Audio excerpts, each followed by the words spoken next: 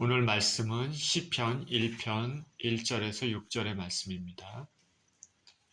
시편 1편 1절에서 6절의 말씀 같이 한 목소리를 읽겠습니다. 시작. 복 있는 사람은 악인들의 꾀를 따르지 아니하며 죄인들의 길에 서지 아니하며 오만한 자들의 자리에 앉지 아니하고 오직 여호와의 율법을 즐거워하여 그의 율법을 주야로 묵상하는도다. 그는 시냇가에 심은 나무가 철을 따라 열매를 맺으며 그 잎사귀가 마르지 아니함 같으니 그가 하는 모든 일이 다 형통하리로다. 악인들은 그렇지 아니하며 오직 바람에 나는 겨와 같도다. 그러므로 악인들은 심판을 견디지 못하며 죄인들이 의인들의 모임에 들지 못하리로다. 무릇 의인들의 길은 여호와께서 인정하시나 악인들의 길은 망하리로다. 아멘. 기도합니다. 생명의 주님, 감사와 찬양을 드립니다. 말씀으로 만물을 붙드시고 계시는 주님, 주의 생명의 말씀을 대하는 시간입니다. 말씀 가운데 하나님을 만나는 시간이 되게 하여 주옵소서. 감사드리며 우리 주 예수 그리스도 이름으로 기도합니다. 아멘.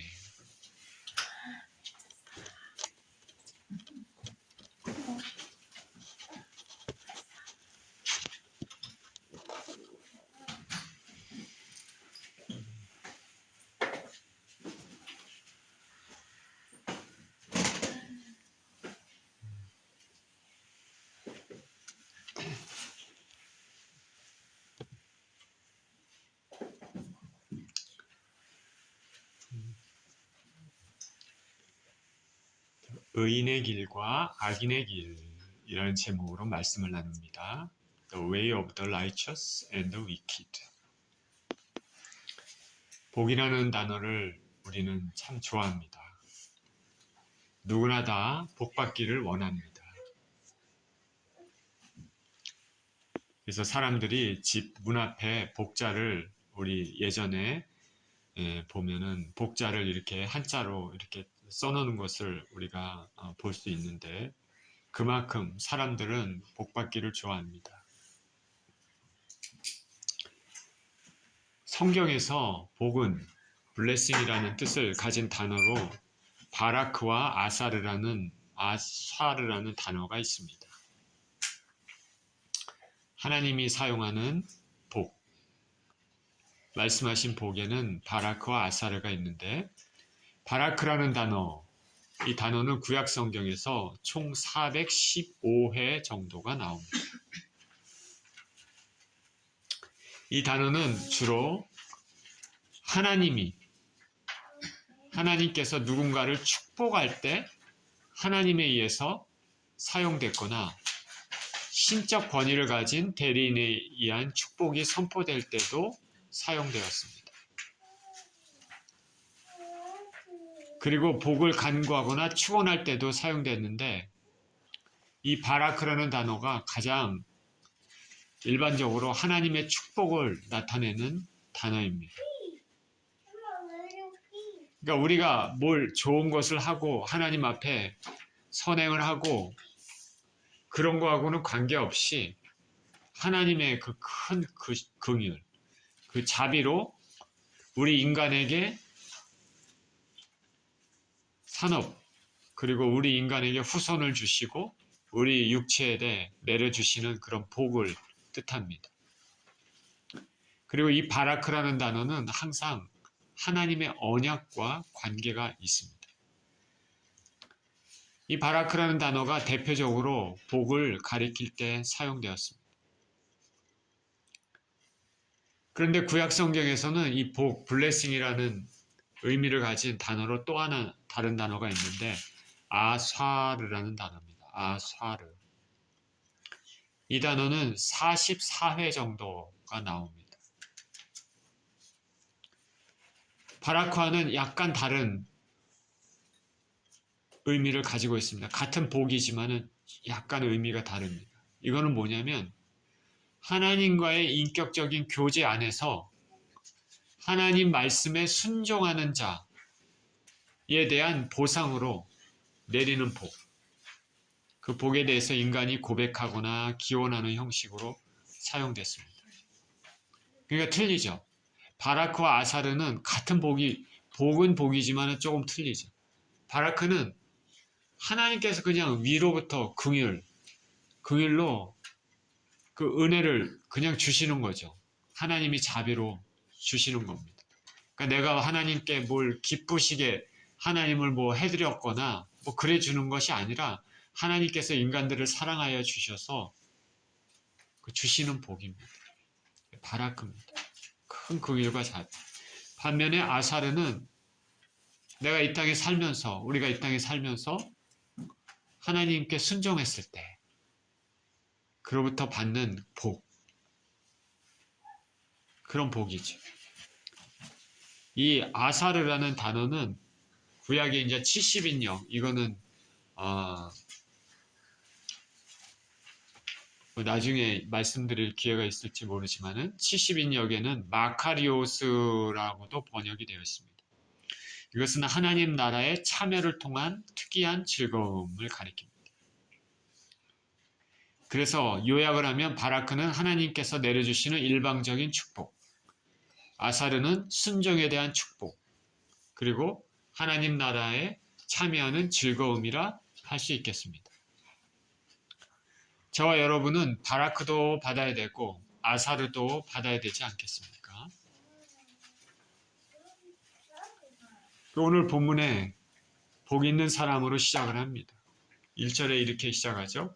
복 있는 사람은 악인들의 꾀를 따르지 아니하며 죄인들의 길에 서지 아니하며 오만한 자들의 자리에 앉지 아니하고 오직 여호와의 율법을 즐거워하여 그의 율법을 주야로 묵상하는도다. 복 있는 사람은 히브리어로 아슈레이 하유시라는 단어입니다. 복 있는 사람은, 여기서 아슈레이는 아사르에서 유래됐습니다. 즉 복이 있는 사람은 하나님의 말씀에 대한 순종에서 오는 복을 받은 사람이다 라는 것이죠. 그리고 그 순종으로 인해서 하나님 나라의 즐거움에 참여하는 복을 받은 사람이다, 그런 뜻입니다. 우리 시편이 하나님과의 관계, 우리와 하나님과의 그 관계에서 인생이 체험하는 여러 가지 삶의 모습들을 표현하고 있는데, 그 중에서 시편 1편이 하나님 말씀에 순종하는 자의 복, 그것으로 시작되는 것이 참으로 의미가 있다고 생각할 수 있죠. 여기 시편 기자는 우리가 복이 있다라고 할 때 네 가지 삶의 모습에 대해서 말하고 있습니다. 복이 있는 사람은 네 가지 삶의 모습이 있다. 먼저는 뭐냐면 악인들의 꾀를 따르지 아니한다 말합니다. 악인들의 꾀를 따르지 아니한다. 이 복이 있는 사람들은 여러 가지 자신들의 머리를 써서 악한 꾀, 악한 일에 도모하는 것에 동참하지 않는다는 것이죠. 악인들, 여기 악인은 히브리어로 라사라는 뜻인 단어인데 범법자, 법정에서 유죄 판결을 받은 자를 말합니다. 본문에서는 하나님의 율법, 하나님의 말씀 앞에서 죄인으로 입증된 자를 말합니다. 악인들은 하나님의 법보다는 자신의 법을 따릅니다. 이들의 사상, 이들의 도모는 꾀입니다. 꾀. 하나님의 뜻과는 상관없는 인간의 마음에서 기인한 것입니다. 삶의 기준이 하나님의 법이 아니라 자신의 마음의 법입니다. 하나님 중심이 아니라 인간 중심입니다. 신본주의가 아니라 인본주의입니다. 더 구체적으로 얘기하면은 자기 중심입니다. 제가 자주 말씀을 드리지만 요즘에는 동성애를 옹호하는 문화가 점점 퍼지고 있습니다. 동성애, 호모섹슈얼을 옹호하면 깨어있는 사람같이, 지적인 사람같이, 그리고 인간애가 넘치는 사람처럼 포장되는 경향이 있습니다. 이런 모든 것들은 인간적인 생각입니다. 하나님 법이 아니라 인간의 자기중심적인 삶의 법입니다. 성경에는 분명히 동성애의 성적인 행위를 정죄하고 있는 것에 그것에 사람들이 반대를 하는 것이죠. 하나님을 두려워하지 않은 어리석은 생각들입니다. 낙태의 경우도 그렇고 세상에는 하나님의 법에 대응하는 많은 인간의 사상들이 등장하고 있습니다. 앞으로 점점 더 심할 것입니다. 그거를 보면은 지금이 마지막 때임을 보여준 모습입니다.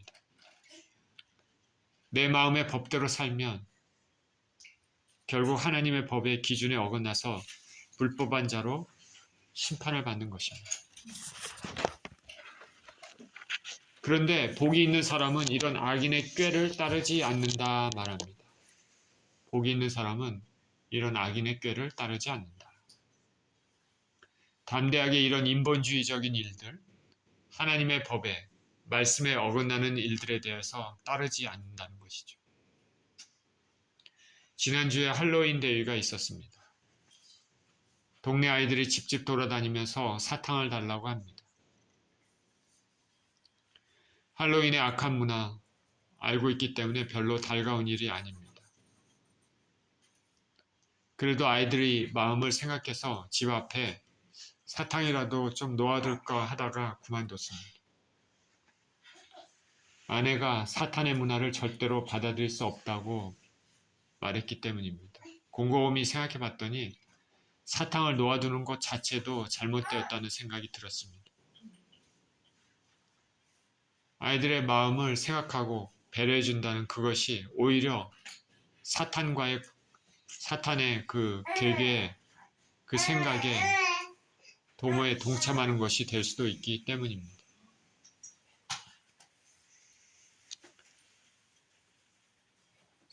집 안에 이상한 모양을 가진 물품들이나 그림들 걸어놓는 것도 위험합니다. 우리는 모르지만 영적인 세계에서 사탄을, 마귀를, 귀신을 집안에 불러들이는 거나 마찬가지죠. 말하는 것도 주의해야 됩니다. 물품도 그림도 집안에 괴기하고 이상한 것들 놓으면 안 됩니다. 할로윈 데이 때면 참 괴기하고 무서운 것들 이렇게 걸어놓잖아요. 그런 것들을 하면 안 됩니다.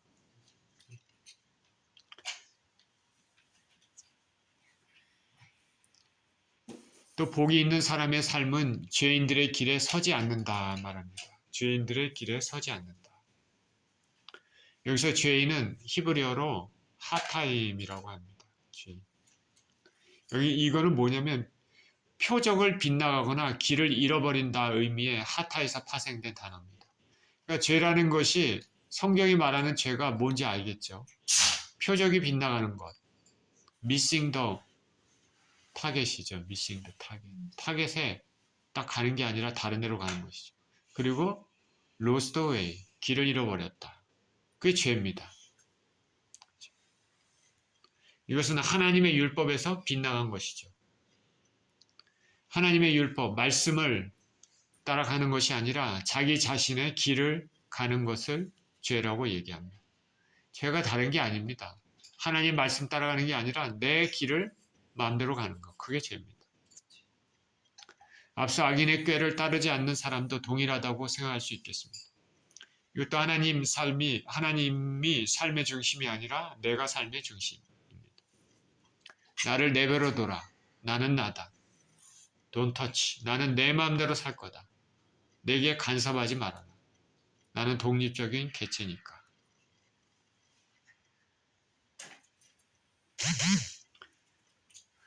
이런 삶을 사는 사람이 얼마나 많습니까? 요즘 한국에서는 교권이 무너진 지 꽤 됐습니다. 예전에는 선생님의 그림자도 밟지 않는다는 말이 우스운 소리가 됐습니다. 학교에서 대놓고 선생님에게 대듭니다. 심지어는 선생을 폭행하기까지 한다는 말이 뉴스에도 가끔 나옵니다. 이거는 정말 우리가 학교 다닐 때는 상상할 수도 없는 일입니다. 권위가 무너졌습니다. 권위가 무너졌다는 것은 질서가 무너졌다. 그런 것이죠.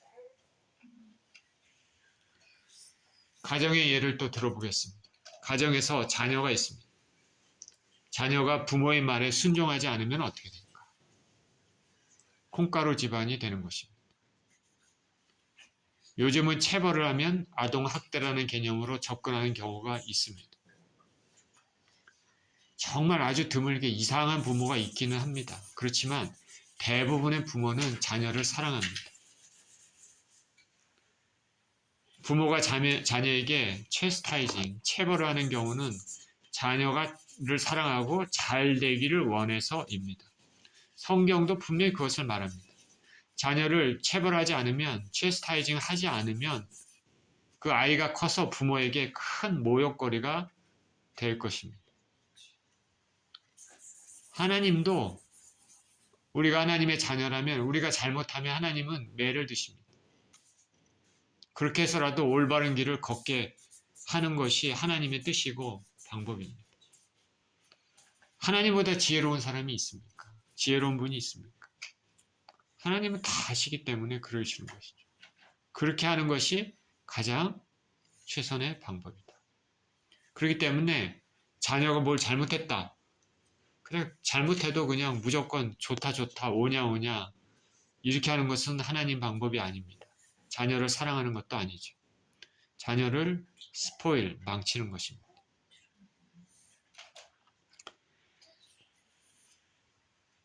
우리나라에는 지도자들이 있습니다. 그 지도자들에게 무조건적으로 저급한 말들을 하면서 비난하는 것도 하나님 방법이 아닙니다. 한국의 미디어 보면 대통령에 대해 잘못하면 도가 넘치게 저급하고 쌍스러운 표현을 쓰는 경우가 많습니다. 인터넷 보면은 이렇게 어떤 뉴스 기사를 보면 거기에 댓글을 단 거를 보면 말들이 아주 쌍스럽습니다.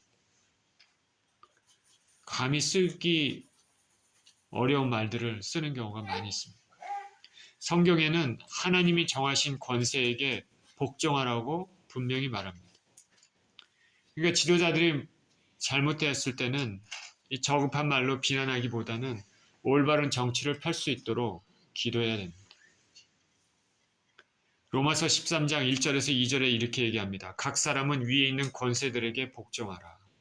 권세는 하나님으로부터 나지 않음이 없나니 모든 권세, 모든 오소리티는 다 하나님께서 정하신 바라. 그러므로 권세를 거스르는 자는 하나님의 명을 거스름이니 거스른 자들은 심판을 자취하리라. 대통령이나 가버너나 미국에 정책을 잘못 폈다고 그걸 가지고 그 사람을 그 이상한 말로 막 욕하고 이런 거는 이거는 하나님을 욕하는 거나 마찬가지라는 것이죠. 왜냐하면 하나님께서 그 사람을 세웠습니다. 잘못한 것이 있다면 저건 잘못했다 이렇게 표현할 수는 있지만은 함부로 욕하거나 그렇게 하면 안 되는 것이죠. 자, 조금 있으면 미국의 대선입니다. 앞으로 4년을 이끌 미국의 대통령을 선출합니다.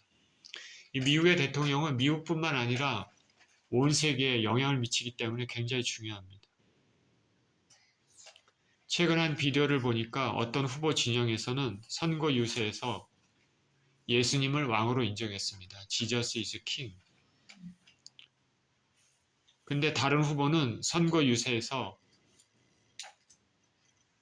Jesus is king이라고 하니까 당신은 you are wrong place, 잘못된 곳에 왔다 이렇게 얘기를 합니다. 한쪽 진영은 예수님을 왕으로 인정하고 한쪽 진영은 당신은 잘못된 자리에 왔다라고 배척하는 것이죠. 그러면은 어떻게 됩니까? 하나님 보시기에. 점점 세속화, 리버럴, 인본주의적인 사회가 팽배한 세대에서 하나님을 존중한 것이 얼마나 귀한 것인가를 생각해 봅니다. 저와 여러분은 예수님은 왕이다라고 외칠 수 있는 사람이 되어야 되겠습니다. 자, 복 있는 사람은 또 특징이 있습니다. 뭐냐면 오만한 자의 자리에 앉지 아니한다 라는 것이죠. 오만한 자, 에로건트한 자죠. Too much proud. 히브리어로 레침입니다. 레침. 이것은 조롱하다, 비웃다의 뜻을 가진 동사 루치에서 파생됐습니다. 오만한 자는 조롱하는 자를 의미합니다. 조롱한다, 놀린다, 조롱한다. 본문에서는 하나님을 향하여 악한 말로 조롱하는 자를 의미합니다. 오만한 자의 조롱은 성경에 이렇게 나와 있습니다. 자, 오만한 자, 교만한 자. 우리가 어떤 사람은 되게 에로건트하다 하는데 성경에서 정의하는 에로건트를 한번 보겠습니다. 말라기서를 한번 읽어보겠습니다. 우리 같이 한번 읽어볼까요? 말라기 3장 14절 15절 시작. 이는 너희가 말하기를 하나님을 섬기는 것이 헛되니 만군의 여호와 앞에서 그 명령을 지키며 슬프게 행하는 것이 무엇이 유익하리요.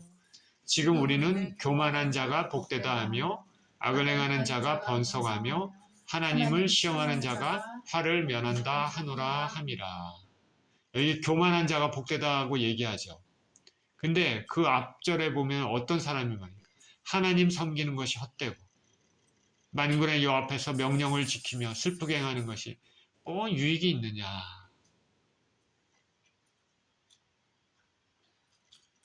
그러니까 교만한 자가 무슨 어떤 자입니까? 이 하나님 섬겨도 아무 소용도 없네. 하나님 앞에 마음을 찢고 회개하는 게 이게 뭐가 유익이 있냐. 이런 사람이 교만한 것이다. 이 말에서. 시편 73편 6절에서 11절 우리 같이 한번 읽겠습니다. 시작. 그러므로 교만이 그들의 목걸이요 강포가 그들의 옷이며 살찜으로 그들의 눈이 솟아나며 그들의 소득은 마음의 소원보다 많으며 그들은 능욕하며 악하게 말하며 높은 데서 거만하게 말하며 그들의 입은 하늘에 두고 그들의 혀는 땅에 두루 다니도다. 그러므로 그의 백성이 이리로 돌아와서 잔에 가득한 물을 다 마시며 말하기를 하나님이 어찌알랴 지존자에게 지식이 있으랴 하는도다. 이것도 비슷하죠.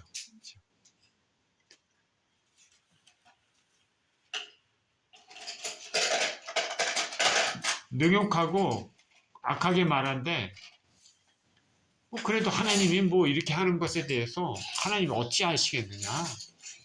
하나님이 그걸 뭘 알겠느냐. 이게 거만한 사람이라는 것이죠. 거만한. 똑같은 말이 시편 10편 4절에 제가 읽어보겠습니다. 악인은 그의 교만한 얼굴로 말하기를 여호와께서 이를 감찰하지 아니하신다 하며 그의 모든 사상에 하나님이 없다 하나이다. 그러니까 교만하다는 것은 뭐냐면 하나님 나쁜 짓을 하거나 악한 짓을 해도 하나님이 이거 보겠어? 하나님 계시지도 않는데 응? 아무 상관없는데 내가 무슨 하나님을 기쁘시게 하는 일을 해도 하나님이 상관을 하시겠어? 이런 사람이 교만하다는 거지. 이런 사람. 그 사람의 사상은 하나님이 아예 없는 거지. 성경이 말하는 교만이 그것입니다.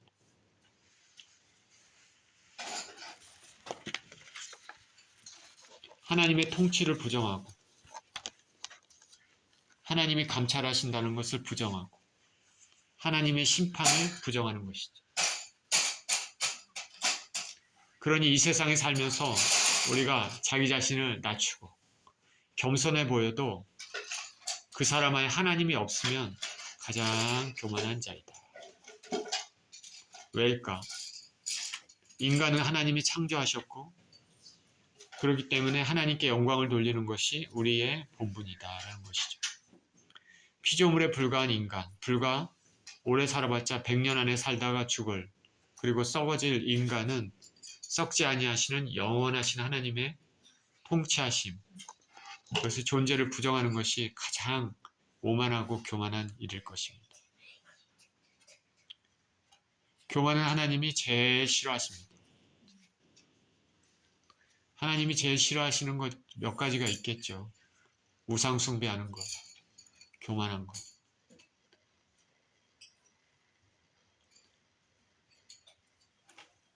우리 인생들도 교만한 사람, 오만한 사람을 보면 얼굴을 돌리게 됩니다. 오만은 사단의 특징입니다. 루시퍼, 사탄은 오만에서 스스로 타락해서 하나님과 같은 자리에 앉고자 했습니다. 천사들 3분의 1을 자기 편으로 끌어들여서 하나님을 대적했습니다. 왜? 자기가 하나님같이 되려고. 자기한테 하나님께 가야 될 영광과 경배를 자기가 받으려고 한 것입니다. 그러나 사탄과 그의 추종자들이 가야 할 곳은 결국 어둠의 구덩입니다. 이사야서 14장 12절 15절에 이렇게 얘기합니다. 너 아침의 아들 계명성이여 어찌 그리 하늘에서 떨어졌으며 너 열국을 엎은 자여 어찌 그리 땅에 찍혔는고 내가 내 마음에 이르기를 내가 하늘에 올라 하나님의 뭇별 위에 내 자리를 높이리라. 내가 북극 지폐의 산 위에 앉으리라. 가장 높은 구름에 올라가 지극히 높은 이와 같아지리라 하는도다. 그러나 이제 내가 스올 곧 구덩이 맨 밑에 떨어짐을 당하리로다. 사단에 대해서 정확하게 얘기한 것이죠. 우리 주 예수 그리스도께서는 겸손의 본보기를 보여주셨습니다. 예수님은 하나님이십니다. 그러시면서도 아버지의 뜻에 순종해 자신을 하나씩 낮추셔서 인간의 모습을 입고 이 땅에 오셨습니다. 여러분들을 살리기 위해, 저를 살리기 위해 로마 시대의 수치의 상징 십자가를 지시고 피 흘려서 죽으셨습니다. 로마 군병에게 침뱉음과 모욕을 당하셨습니다. 십자가 위에 달리셨을 때도 지나가는 구경꾼들에게 조롱을 당했습니다. 그래도 예수님께서는 묵묵히 하나님 뜻, 아버지 뜻에 순종하시고 우리를 사랑하셨습니다. 저와 여러분들이 구원을 얻었다면 그냥 얻은 게 아닙니다. 우리는 값없이 얻었지만 하나님 측에서는 엄청난 대가를 치렀습니다. 우리는 주님께 감사해야 될 것입니다. 복이 있는 사람은 이러한 주님의 성품을 닮아가는 사람입니다. 겸손은 참으로 귀합니다. 저는 우리 주 예수 그리스도의 이 땅에서 행하신 일들, 성경 말씀을 통해서 생각해 보면 주님의 성품이 참 그런 성품을 닮아가야 되는 것이 얼마나 좋을까 생각이 듭니다. 주님은 참 사랑이 넘치시고 강단이 있으시고 사려 깊으시고 죄인들에 대해서도 끝까지 참으시고 겸손하시고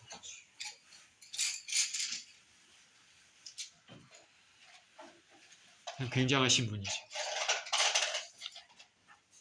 복 있는 자는 겸손한 자입니다. 하나님은 겸손한 자에게 은혜를 주십니다.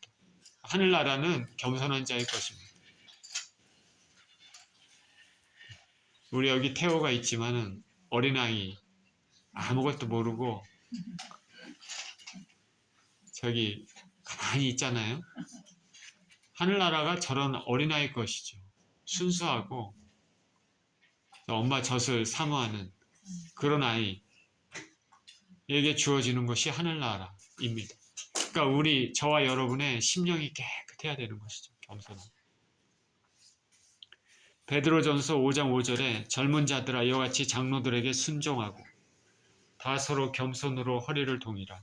하나님은 교만한 자를 대적하시되 겸손한 자들에게는 은혜를 주시느니라 말합니다. 한편 본문에 언급된 세 가지 동사들은 주목할 만한 면이 있습니다.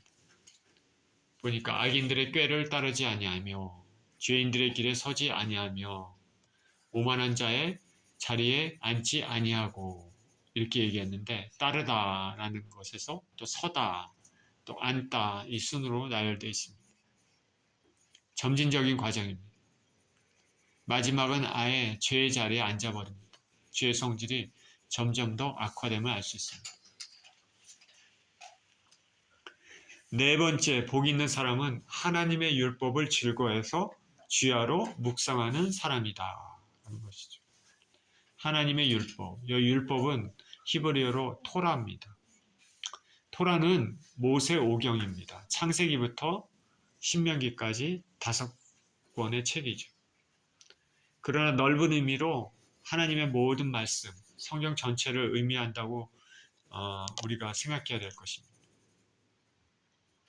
어찌 보면 앞에 3가지 면에서 복이 있는 사람이 하나님의 법을 존중하기 때문에 받는 복임을 감안할 때 이 마지막 4번째 복이 있는 사람은 앞의 경우를 종합한다 할 수 있겠습니다. 앞에 3가지 경우가 약간 소극적이라면 4번째는 적극적인 측면에서 복이 있는 사람을 묘사합니다. 하나님의 법, 하나님 말씀을 즐거워하고 그것을 주야로 묵상하는 것이죠. 복 있는 사람은 하나님 말씀 안에서 그 말씀에 하나님의 뜻을 깨닫고 기뻐하는 사람입니다. 그리고 그것을 묵상하는 사람입니다. 묵상하다의 히브리어는 묵상하다는 뜻 외에 말하다, 속삭이다 의미를 가지고 있습니다. 그러니까 하나님 말씀을 입으로 속삭이듯이 중얼중얼 하면서 암송하는 것이죠. 하나님 말씀을 사랑하며 소중히 여기는 것이죠. 이런 사람은 당연히 말씀에 순종하는 사람입니다. 그렇기 때문에 본문 시편 1편에서 강조하는 복 있는 사람, 어떤 사람입니까? 하나님이 말씀하신 것을 소중히 여기고 존중히 여기고 그것을 삶의 중심으로 삼고 실천하는 사람, 이 사람이 복 있는 사람이다 라는 것이죠. 저와 여러분은 주기적으로 말씀을 읽고 묵상합니까? 말씀의 즐거움을 느낍니까? 그리고 순종하면서 지키며 살고 있습니까? 우리가 교회 열심히 다녀도, 기도에 열심히 참석해도, 그리고 또 특출한 은사가 있어서 사람들에게 인정을 받아도 그 삶이 말씀과 상관없는 삶을 살면, 순종하지 않는 삶을 살면 복 있는 사람이 아니죠. 내가 비록 사람들이 보기에 내세울 만한 은사가 없어도 하나님 말씀을 참으로 귀하게 여기고 소중히 여기고 경외하며 실천하는 사람은 복이 있는 사람입니다. 예수님 안에 항상 있으려면 매일매일 일정한 시간에 말씀을 가까이 하고 묵상하시기를 축원드립니다. 한 번에 너무 많이 읽기보다는 일정 부분을 자세히 읽으면서 묵상하는 것이 중요하다. 그리고 그 묵상한 말씀이 그날 하루의 삶에 지침이 되도록 하는 것이 중요하다. 저도 이 부분은 실천해야 됩니다. 말씀을 읽고 그냥 묵상하는 것이 끝난 것이 아니라 그 말씀을 하루에 온전히 생각하면서 그날 하루를 맴돌고 생각하고 적용하도록 하는 것입니다. 3절입니다. 그는 시냇가에 심은 나무가 철을 따라 열매를 맺으며 그 잎사귀가 마르지 아니한 같으니 그가 하는 일이 다 형통하리로다. 이렇게 하나님 말씀을 소중히 여기고 묵상하고 실천하는 사람은 어떠한 복을 받을까? 시냇가에 심은 나무가 철을 따라 열매를 맺는다. 잎사귀가 마르지 않는다. 모든 일이 형통하다. 하나님 말씀에 순종을 했더니 받는 복이 참으로 엄청나다. 그런 것이죠. 아브라함은 하나님 말씀에 순종했을 때 복을 받았습니다. 아브라함은 가는 곳마다 하나님의 보호하심을 받았습니다. 그리고 사람들이 아브라함을 함부로 대하지 못했습니다. 아브라함이 축복하는 자에게는 하나님이 축복하시고 아브라함이 저주하는 자에게는 하나님이 저주하셨습니다. 하나님은 아브라함의 친구가 되셨습니다. 아브라함은 그 산업에도 복을 받았습니다. 부유한 자가 됐습니다. 그리고 무엇보다도 믿음의 조상이 됐습니다. 말씀에 순종한 결과입니다. 다니엘은 나라가 망한 망국의 시대를 살았으면서도 형통했습니다. 살벌하고 위험한 이방인 땅에서 포로민으로, 그것도 아주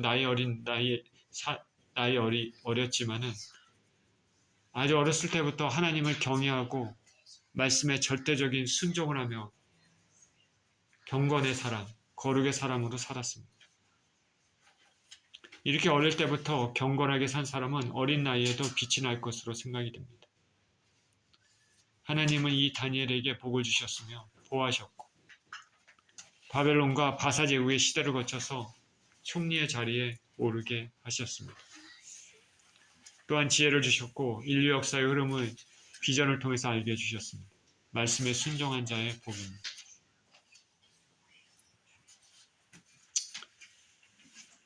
저는 본문에 시냇가에 심은 나무가 철을 따라 열매를 맺는다 말씀을 묵상하면서 우리의 삶의 마지막 때를 떠올려 봤습니다. 여기 철을 따라라고 얘기합니다. 시즌을 따라. 이거는 결실의 계절입니다. 결실의 계절. 우리가 죽어서 이 땅을 떠날 때나 예수님이 다시 오실 때, 이 결실의 계절에 말씀에 순종하며 살았나 아닌가에 따라 열매가 맺히죠. 어떤 열매가 맺힙니까? 어떤 사람에게는 구원의 열매, 어떤 사람에게는 심판의 열매입니다. 말씀에 순종한 사람들에게 맺는 구원의 열매는 나무가 시냇가에 있었기 때문에 맺히게 된 열매와 같습니다. 수시로 신선한 물을 공급받았기 때문입니다. 우리가 우리 주 예수님 안에 있으면 언제나 예수님으로부터 생명의 성령의 은혜를 공급받습니다. 우리가 예수님의 말씀에 순종하며 예수님께 붙어 있으면 우리 안의 영이 항상 새로워집니다. 그렇게 순종하며 살게 되면 추수 때, 우리가 이 땅을 떠날 때나 예수님이 다시 오실 때 우리 안에 있는 구원의 열매를 맺게 될 것입니다. 이 열매는 겉만 그럴싸하고 속은 비어있는 종교적인 모습의 열매가 아니고 말씀에 순종하며 살아왔던 속이 꽉 찬 열매입니다. 저와 여러분 분명 말씀하고 있는 대로 말씀에 순종하며 살아야 되고 이렇게 열매를 맺어야 되겠습니다. 그래서 모든 일에 형통한 삶이 되기를 축원드립니다. 4절입니다. 악인들은 그렇지 아니하며 오직 바람에 나는 겨와 같도다. 그러므로 악인들은 심판을 견디지 못하며 죄인들이 의인들의 회중에 들지 못하리로다. 물을 의인들의 길은 인정하시나 여호와께서 인정하시나 악인들의 길은 망하리로다. 이렇게 말씀에 순종하는 자의 복은 악인들에겐 주어지지 않습니다. 말씀에 순종하는 의인들의 복과는 대조적으로 악인의 실패와 불행에 대해 말하고 있습니다. 말씀에 순종하지 않는 악인들은 바람에 나는 겨와 같다. 바람에 이리저리 불려 날아갑니다. 아무런 중요한 가치가 없습니다. 땅에 떨어져 밟히기도 하고 사라지기도 하고 자취가 없어집니다. 의인의 삶이 시냇가에 심겨 견고한 것과 대조를 이룹니다. 아무리 이 땅에서 화려한 삶을 살아도 결국이 쓸쓸히 없어집니다. 더군다나 심판을 받고 여기 견디지 못한다 말합니다. 악인들이 받을 참혹할 경고입니다. 악인들은 의인의 회중에 들지 못합니다. 말씀에 순종하며 살았던 의인들의 회중, 영원한 복락의 나라의 모임에 들어가지 못하는 것이죠. 구원에서 멀어집니다. 말씀에 순종하는 의인들은 하나님께서 인정해 주시고 그러지만은 말씀을 무시하고 살았던 하나님과는 전혀 관계없이 살았던 인생들은 하나님께서 외면하십니다. 마지막 길은 망한다. 우리가 이 땅에 살 때 아무리 그럴싸하고 화려하고 멋져 보이는 그런 삶을 살아도 이 땅의 삶은 짧고 이 땅 이후에 이 영원한 삶에 그 삶을 망한 삶으로 살면 얼마나 허무한 삶입니까? 말 그대로 반짝였다 영원하게 영원한 시간에서는 없어지는 거나 마찬가지죠. 바람에 날리는 겨와 같습니다.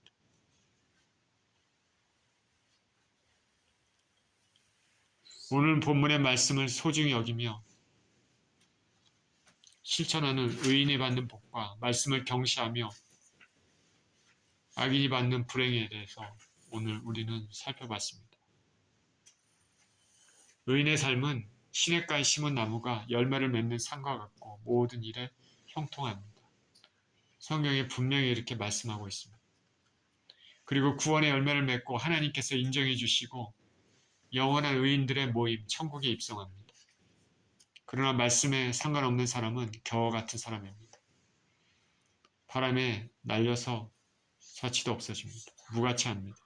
그리고 하나님의 심판의 일에 들어섭니다. 시편이 150편으로 이루어져 있는데 시편 오늘 본문의 1편이 하나님 말씀에 순종하는 자의 복, 그렇죠? 복 있는 사람 그렇게 시작했습니다. 그리고 시편이 쭉 있다가 맨 마지막 편은 하나님을 찬양하는 시로 마무리를 하고 있습니다. 의미가 있는 것이죠. 시편이 우리 인생의 삶의 여러 가지 부분들을 보여주는 것이라면 처음에는 복 있는 사람, 하나님 말씀에 순종해서 받는 복, 그럼으로써 영원한 복락의 길로 들어가는 그런 복에 대해서 말씀하시고 마지막에는 그 하나님의 구원의 은혜를 찬양하는 것으로 150편이 마무리됩니다. 저와 여러분들은 하나님께서 우리에게 주신 성경 말씀을 귀하게 여기며 실천하는 삶을 살았으면 좋겠습니다. 그래서 구원의 열매를 맺고 의인의 회중에 드는 복을 받았으면 좋겠습니다. 이러한 삶을 사시는 저와 여러분 모두 되시기를 예수 그리스도 이름으로 축원드립니다. 기도합니다.